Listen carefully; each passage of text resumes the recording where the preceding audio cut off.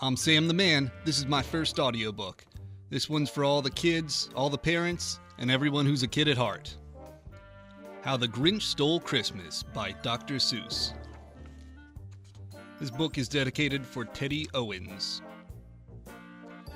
Every Who down in Whoville liked Christmas a lot. But the Grinch who lives just north of Whoville did not.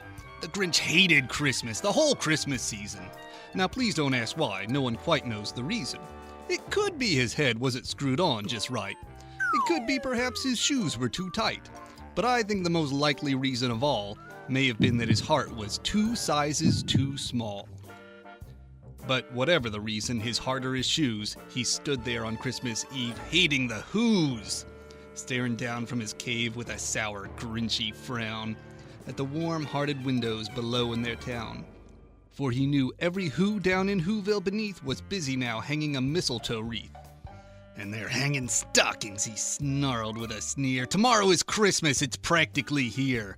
Then he growled with his Grinch fingers nervously drumming, I must find a way to stop Christmas from coming. For tomorrow, he knew. All the Who girls and boys would wake bright and early. They'd rush for their toys, and then the noise! Noise! That's the one thing he hated, the noise! Then the Whos, young and old, would sit down to a feast, and they'd feast, and they'd feast, and they'd feast! They would feast on Who pudding and rare Who roast beast, which was something the Grinch couldn't stand in the least. And then they'd do something he liked least of all. Every Who down in Whoville, the tall and the small, would stand close together with Christmas bells ringing. They'd stand hand in hand, and the Whos would start singing. They'd sing, and they'd sing, and they'd sing. And the more the Grinch thought of this Who Christmas sing, the more the Grinch thought, I must stop this whole thing. Why, for 53 years I've put up with it now. I must stop this Christmas from coming. But how? And then he got an idea. An awful idea. The Grinch got a wonderful, awful idea. I know just what to do, the Grinch laughed in his throat, and he made a quick Santa Claus hat and a coat, and he chuckled and he clucked with a great Grinchy trick. With this coat and this hat, I look just like Saint Nick. All I need is a reindeer, the Grinch looked around. But since reindeer are scarce, there was none to be found. Did that stop the old Grinch? No, the Grinch simply said. If I can't find a reindeer, I'll make one instead. So he called his dog Max, then he took some red thread and he tied a big horn to the top of his head. And then he loaded some bags and some old empty sacks on a ramshackle sleigh and he hitched up old Max. And then the Grinch said, "Get out!" And the sleigh started down toward the homes where the Whos lay a snooze in their town. All the windows were dark, quiet snow filled the air. All the Whos were all dreaming sweet dreams without care. When he came to the first little house on the square, "This is stop number 1, the old Grinchy Claus hissed. And he climbed up the roof, empty bags in his fist. Then he slid down the chimney, a rather tight pinch. But if Santa could do it, then so could the Grinch. He got stuck only once, for a moment or two. Then he stuck his head out the fireplace flue, where the little Who stockings all hung in a row. These stockings, he grinned, are the first things to go. Then he slithered and slunk with a smile most unpleasant around the whole room, and he took every present.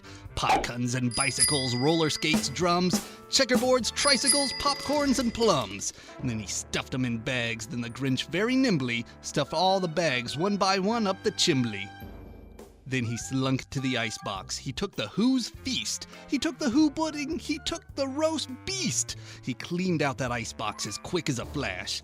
Why, that Grinch took their last can of Who hash. Then he stuffed all the food up the chimney with glee. And now, grinned the Grinch, I'll stuff up that tree. And the Grinch grabbed the tree and he started to shove when he heard a small sound like the coo of a dove. He turned around fast and he saw a small Who, Cindy Lou Who was not more than 2. The Grinch had been caught by this tiny Who daughter, who'd got out of bed for a cup of cold water. She stared at the Grinch and said, "Santa Claus, why? Why are you taking our Christmas tree? Why? But you know that old Grinch was so smart and so slick, he thought up a lie and he thought it up quick. Why, my sweet little tot, the fake Santa Claus lied, there's a light on this tree that won't light on one side. So I'm taking it home to my workshop, my dear. I'll fix it up there, and I'll bring it back here. And his fib fooled the child. Then he patted her head, he got her a drink, and he sent her to bed. And when Cindy Lou Who went to bed with her cup, he went up the chimney and stuffed the tree up. Then the last thing he took was the log for their fire. Then he went up the chimney himself, the old liar. On their walls he left nothing but hooks and some wire. And the one speck of food that he left in the house was a crumb that was even too small for a mouse.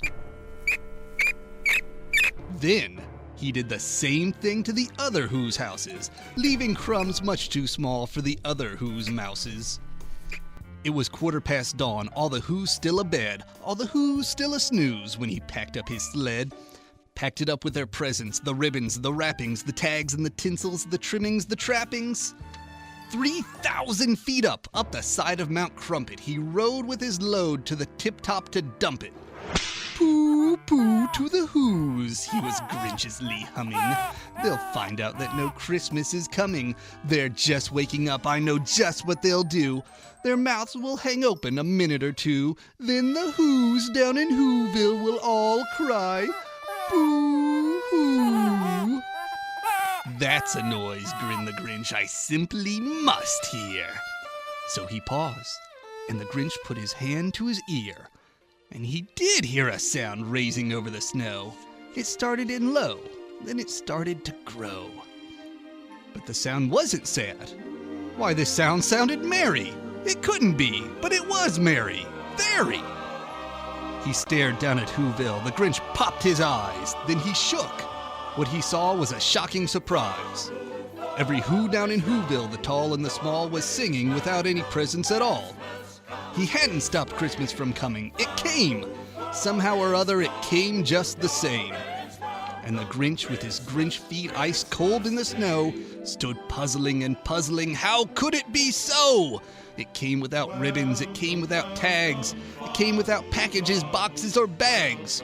And he puzzled 3 hours till his puzzler was sore. Then the Grinch thought of something he hadn't before. Maybe Christmas, he thought, doesn't come from a store. Maybe Christmas, perhaps, means a little bit more. And what happened then? Well, in Whoville they say that the Grinch's small heart grew 3 sizes that day. And the minute his heart didn't feel quite so tight, he whizzed with his load through the bright morning light, and he brought back the toys and the food for the feast.